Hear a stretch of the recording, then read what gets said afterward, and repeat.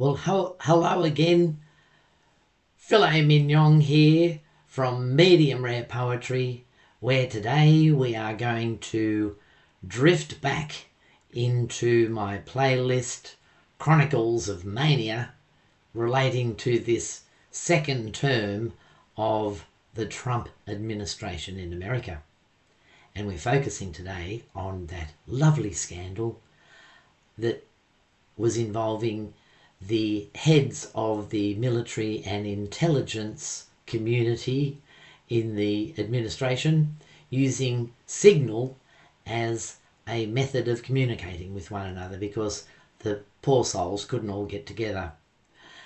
And of course, they inadvertently included the managing editor of the Atlantic magazine in with the chat so that they put themselves at great risk.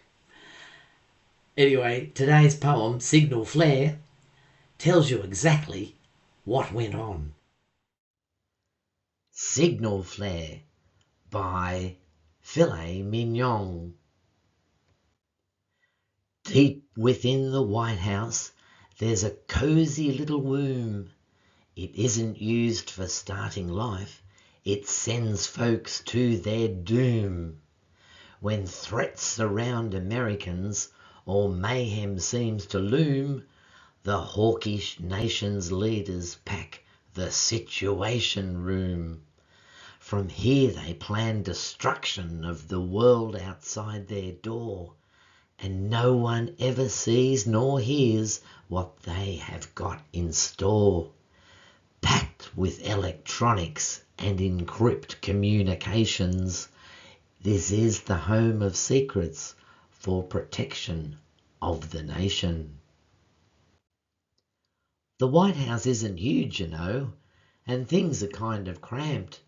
And when the Prez has special needs, the floor plan is revamped. The felon's endless appetite for nuggets, fries and coke equipped the Oval Office with a button he could poke. Rapidly responders will assume an air of hurry, providing steaming burgers, onion rings and iced McFlurries.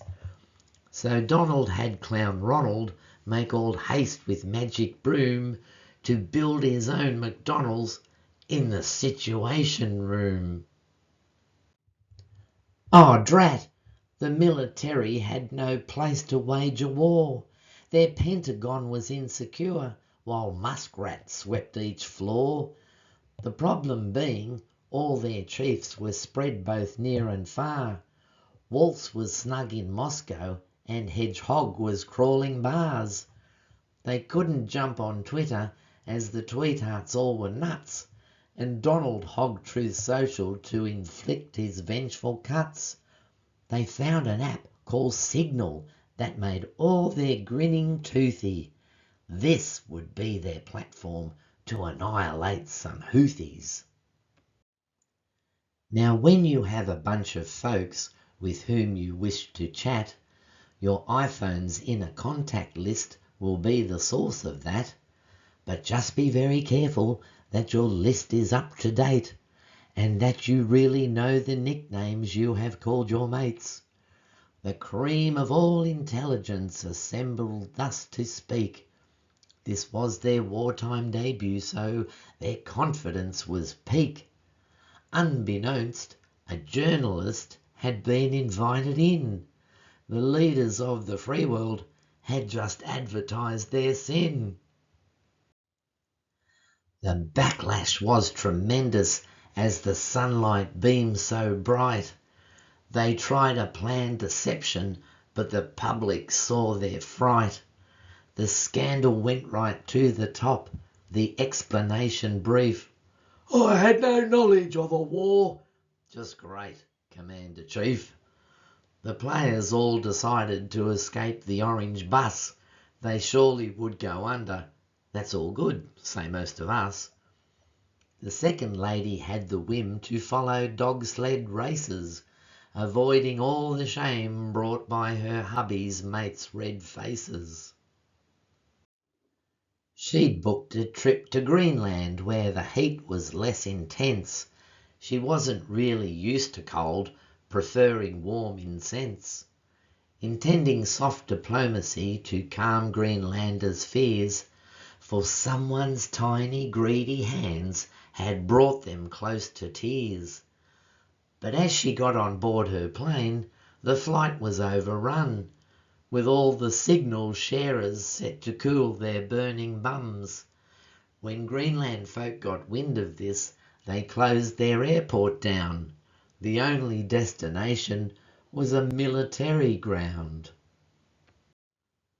Northwest Greenland ain't the place for any tourist clique. A paranoid space base by the name of Pitufik. With only hours' notice, the commander of the base was tasked to welcome dignitaries who needed to save face. At minus 45 degrees, they couldn't paint their huts. They didn't have red carpet through the Hegseth budget cuts. They scurried all about the place. The pressure was unreal. The menu for the banquet would be seaweed served with seal. And so the airplane landed, but then only to refuel. The passengers reluctant to endure a climate cruel. To show that he was Donald's chum, young Shady braved the cold to front his own reporters, the Atlantic off the roll. He scolded all of Denmark that they'd done a rotten job protecting pristine Greenland from unknown marauding mobs.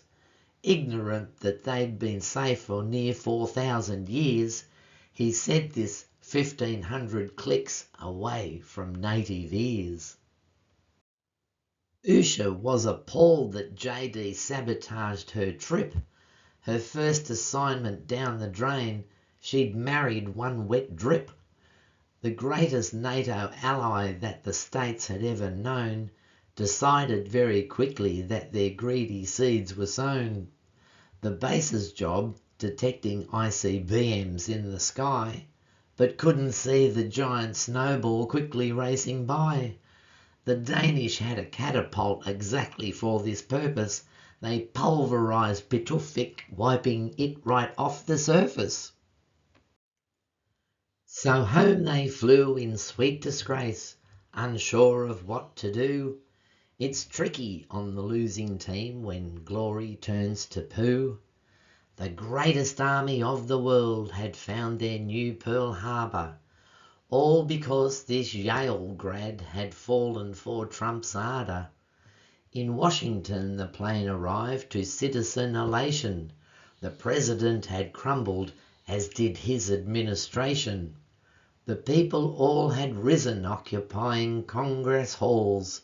Trump's genetic cluster was reduced to 2 snowballs. Well, there you go. It must make Americans so proud that they have the cream of the crop to run their intelligence agencies and military agencies.